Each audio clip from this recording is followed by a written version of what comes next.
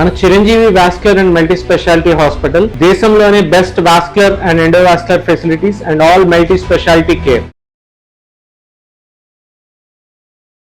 మీరు అన్నట్టుగానే ఉమా గారు, తులారాశి వారికి కనుక మనం చూసుకున్నట్లయితే శని వక్రించడం వల్ల ఎలాంటి మార్పులు చూస్తారు అండ్ అదే విధంగా ఏ విషయాల్లో వీరు జాగ్రత్తలు పాటించాల్సిన అవసరం ఉందంటారు? తప్పనిసరిగా అండి, తులారాశి వాళ్ళకి మనం తీసుకుంటే ప్రస్తుతము శని భగవానుడు ఎక్కడున్నారు? 6వ స్థానమైనటువంటి మీన రాశిలో రేవతి నక్షత్రం మీద సంచారం చేస్తున్నారు. ఇది ఎప్పటి వరకు ఉంటుంది? అక్టోబర్ 10వ తారీఖు దాకా శని రేవతి నక్షత్రం మీద ఉంటారండి. అక్టోబర్ 10 తర్వాత వెనక్కి అంటే ఉత్తరాభాద్ర నక్షత్రం మీదకి వెళుతూ ఉన్నారు. ఇప్పుడు మనం మాట్లాడుకోబోయేటువంటి జూలై 27వ తారీఖు దగ్గర నుంచి డిసెంబర్ 10వ తారీఖు 2026 దాకా 137 రోజుల పాటు శని వక్రగతి అనేటువంటిది కనబడుతుంది.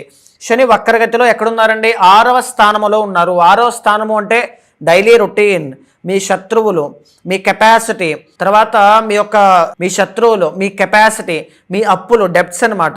తర్వాత వచ్చేసి మీ ఆరోగ్య సమస్యలు. సో ఇలాంటి వాటి మీద శని అనేటువంటి ఆయన యాక్చువల్లీ వెల్ ప్లేస్డ్ అండి, చాలా బాగున్నారు. 6వ స్థానంలో శని యోగదాయకమైనటువంటి ఫలితాలు ఇస్తూ ఉంటారు అనమాట. ఇప్పుడు నేను చెప్పేటువంటిది తులా రాశి వాళ్ళకి వర్తిస్తుంది, తులా లగ్నం వాళ్ళకి కూడా వర్తిస్తుంది. సో గమనించండి. అయితే శని అనేటువంటి ఆయన వక్రగతిలోకి వచ్చినప్పుడు ఎలాంటి ఛాలెంజెస్ అనేటువంటివి ఉంటాయి? శని వక్రగతిలో ఉన్నప్పుడు మీ ఆరోగ్యము అనేటువంటిది ఇంకా మెరుగుపడుతుంది అని చెప్పచ్చు.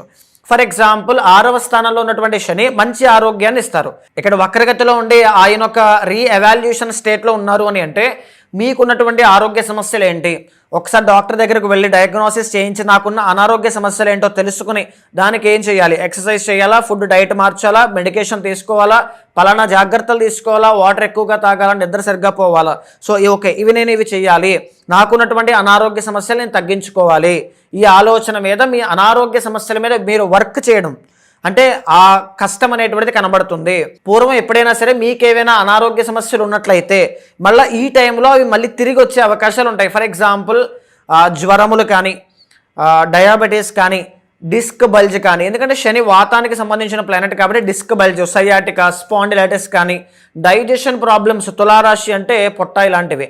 ఆల్సో ఆడవాళ్ళకి ఈ యొక్క PCOS, థైరాయిడ్ లాంటి ప్రాబ్లమ్స్ కానీ వచ్చేటువంటి అవకాశాలు ఎక్కువగా ఉంటాయండి. మీన రాశి ఇండికేట్స్ పాదాలు, ఫీట్ అనమాట. సో ఆ అనారోగ్య సమస్యలు మళ్ళీ తిరిగి రావడం. సో ఈసారి ఎలాగైనా సరే ఈ అనారోగ్య సమస్యల్ని తగ్గించుకోవాలి అని దానికోసం మీరు వర్క్ చేయడం లాంటివి బలంగా కనబడతాయి.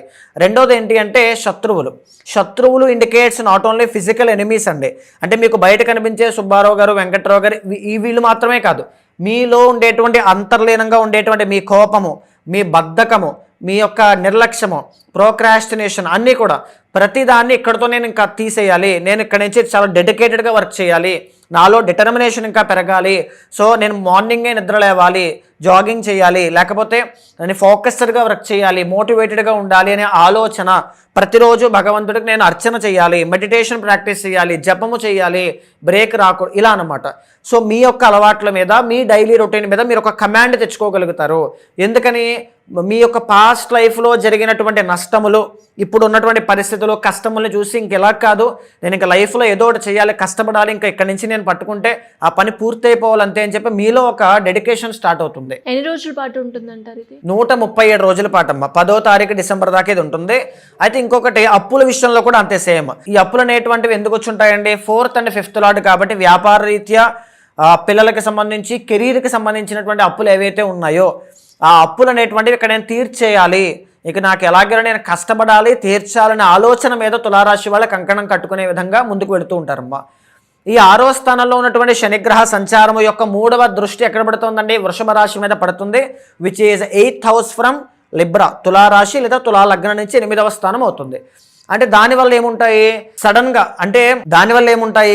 ఆకస్మికమైనటువంటి మార్పులు మీ జీవితంలో సంభవిస్తాయి. అంటే జాబ్ లేదు, ఎందుకు? 6th ఇండికేట్స్ డైలీ రొటీన్, నిత్యం మీరు చేసే పని. మీరు నిత్యం చేసే పని ఏంటంటే మీ ఉద్యోగం.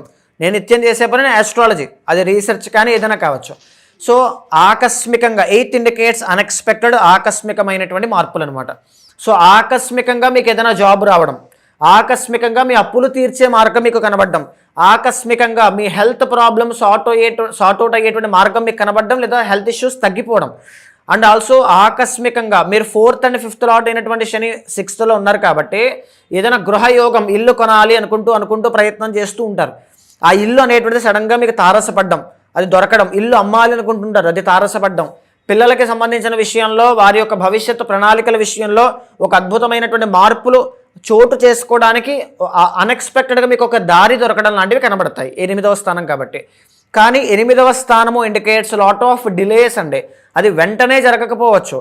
ఇప్పుడు జూలై దగ్గర అయితే స్టార్ట్ అవుతుందమ్మా, ఆగస్ట్ అయింది, సెప్టెంబర్ అయింది, ఎక్కడో నవంబర్ దగ్గర కూడా జరగవచ్చు, లేదా సెప్టెంబర్లో జరగవచ్చు, లేదా ఆగస్ట్ ఫస్ట్ వీక్లోనే స్టార్ట్ అయిన 10 రోజుల్లో జరగచ్చు. అష్టమము ఇండికేట్స్ అన్ఎక్స్పెక్టెడ్, ఎప్పుడు వస్తుంది అనేటువంటిది మనం చెప్పలేం. సో శని యొక్క 7th ఆస్పెక్ట్ ఎక్కడ పడుతుందండి? కన్యా రాశి, which is 12th house from Libra ascendant కానీ జోడియాక్ సైన్ కానీ. సో ఇక్కడ మనం చూస్తే 12th ఇండికేట్స్ ఏంటి అంటే ఫారెన్ ల్యాండ్స్, ఖర్చులు, ఐసోలేషన్, హాస్పిటలైజేషన్, బెడ్ ప్లెజర్స్ ఇవన్నీ వస్తాయి. సో ఇక్కడ ఏంటి, సడన్గా మీకు ఏదైనా ప్రయాణము చేయాల్సిన పరిస్థితి, మీరు ఏదైనా ఫర్ ఎగ్జాంపుల్ విదేశాలు వెళ్ళాలండి, ఎప్పటి నుంచో నాకు ఫారెన్ వెళ్ళాలని కోరిక ఉంది, అక్కడ ఎక్కడికైనా ఒక బిల్డింగ్ దగ్గర ఫోటో దిగాలని కోరిక ఉంది. బికాజ్ ప్లెజర్ ఇండికేట్స్ కోరికలు, సుఖం అనుభవించడం అనమాట.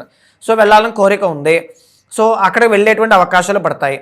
ఆల్సో మనం బాగా గమనిస్తే 6th హౌస్లో ఉన్నటువంటి శని యొక్క దృష్టి 12వ స్థానం మీద పడుతోంది అని అంటే అనారోగ్య సమస్యలు అన్ఎక్స్పెక్టెడ్గా తగ్గుతాయి. ఈవెన్ ఇంక్లూడింగ్ సివియర్ హెల్త్ ఇష్యూస్తో బాధపడేటువంటి వాళ్ళకి కూడా, తులారాశి వాళ్ళకి ఇదొక పాజిటివ్ సైన్. అది వెంటనే వస్తుంది అని కాదండి, గ్రాడ్యువల్గా స్టెప్ బై స్టెప్ మీకు ఒక దారి దొరుకుతుంది 12వ స్థానం కాబట్టి. అయితే ఇంకొకటి ఏంటి, ఖర్చులు అన్నమాట. మీరు ఎక్కువగా ఖర్చులు అనేటువంటివి పెట్టవచ్చు. దేనికోసం పెట్టవచ్చు? మీ యొక్క భవిష్యత్తు ప్రణాళికల కోసము. అంటే మంచి అద్భుతమైనటువంటి జీవితం రావడానికి ఒక మంచి ఎస్ఐపి ఇన్వెస్ట్మెంట్స్ కానీ, లాంగ్ టర్మ్ ఇన్వెస్ట్మెంట్స్ కానీ, ఇలాగా డబ్బులన్నీ వేస్ట్ చేయకుండా పర్ఫెక్ట్ ప్లానింగ్తో డబ్బులు ఖర్చు పెట్టవచ్చు. లేదా ఇంకొక పాయింట్ ఏంటి అంటే, మీరు పూర్వం ఏదైతే డబ్బులు ఖర్చు పెట్టి ఉంటారో, ఆల్రెడీ ఎక్కడో ఏదో చీటీ కట్టి ఉంటారు, అక్కడ మోసపోయి ఉంటే అక్కడ భారీ అమౌంట్ ఎక్కడో మీరు నష్టపోయారు. ఇక్కడ మీరు కూర్చొని ఈసారి నాకు వచ్చిన డబ్బుల్ని నేను పర్ఫెక్ట్ ఇన్వెస్ట్మెంట్ చేయాలి, ఇలా పలానా గోల్డ్ కొనాలి, పలానా ల్యాండ్ మీద పెట్టాలి, పలానా ట్రస్ట్ పెట్టడం ఆథెంటిక్ దాంట్లో ఎస్ఐపి నేను చేయాలి, ఇలాంటి వాటిల్లో. అంటే 12th ఇండికేట్స్ ఏంటమ్మా, ఖర్చులు, ఎక్స్పెండిచర్ కదా. ఖర్చుల్ని ప్రణాళికాబద్ధంగా మీరు సిద్ధం చేసుకోవడం, అంటే మీలోనే ఒక మార్పు అనేటువంటిది ఖర్చుల విషయంలో వస్తుంది అని చెప్పొచ్చు. ఆల్సో ఇంకొక పాయింట్ ఏంటి, శని యొక్క 10వ దృష్టి 3వ స్థానమైనటువంటి ధనస్సు రాశి మీద పడుతుంది. దీని అర్థం ఏంటి, ప్రయాణాలు చేయడం. పరాక్రమ స్థానం మీద పడుతుంది అంటే పట్టుదల అనేటువంటిది స్టార్ట్ అవుతుంది. ఎలాగైనా బిల్డ్ చేయాలి, ఇంకా కసిగా మీ యొక్క కృషిని బయటకు తీస్తారనమాట. అది శని ఎప్పుడూ కూడా బాగా గుర్తుపెట్టుకోండి.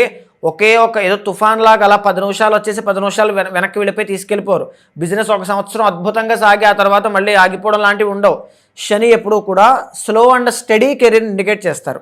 సో ఖచ్చితంగా మీ పరాక్రమం కూడా గ్రాడ్యువల్గా ఆ డెడికేషన్ మీలో పెరుగుతుంది. మోటివేషన్ కంటే డెడికేషన్ చాలా ఇంపార్టెంట్. తర్వాత ఏంటి, ప్రయాణాలు చేయడం. మీ సిబ్లింగ్స్, మీ తోబుట్టువులు కానీ, అన్నదమ్ములు కానీ, కొలీగ్స్ కానీ, మీ కింద పనిచేసే వాళ్ళతో మీ రిలేషన్, తర్వాత వాళ్ళ దగ్గర నుంచి మీరు కావాలనుకున్న రిజల్ట్ అన్నీ కూడా రప్పించుకునేటువంటి అవకాశము ఈ 137 రోజుల్లో కనబడుతుంది అని చెప్పచ్చు.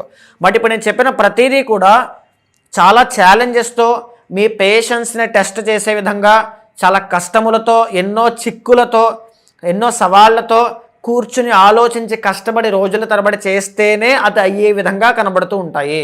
మీ వ్యక్తిగత జాతకంలో అష్టక వర్గులో శని యొక్క బలము ఎంత, మీనరాశికి బలము ఎంత, అందులో ఉండేటువంటి శని వక్రగతిలోకి వెళుతున్నారు కాబట్టి నేటల్ చార్ట్లో ఉండేటువంటి దానివల్ల ఎంత శుభ ఫలితాలు ఎంత పరిమాణంలో ఇస్తాయనేటువంటి దాన్ని చెక్ చేసుకుని దానికి తగినట్టుగా రెమెడీస్ మీరు ఫాలో అవ్వండి, చాలా బాగుంటుంది. మీరు అన్నట్టుగానే ఇంకెవరైనా కూడా ఈ శని వక్రగతి వల్ల ఇబ్బంది పడుతున్నా, లేదు అంటే శని ప్రభావం వల్ల ఇబ్బంది పడుతున్నా, ఏ రాశి వాళ్ళైనా కూడా మిమ్మల్ని వచ్చి దానికి తగ్గట్టుగా పరిహారం చేసుకోవాలి అంటే ఎలా ఉంటుందంటారు? తప్పనిసరిగా అమ్మ, శని అనేటువంటి ప్లానెట్ ఎప్పుడైనా సరే ఒక అద్భుతమైనటువంటి రాజయోగాన్ని ఇస్తారని. వృషభ లగ్నానికి, తులా లగ్నానికి, మకర కుంభ లగ్నాలకి వీళ్ళకి అద్భుతమైన రాజయోగాన్ని ఇస్తారు.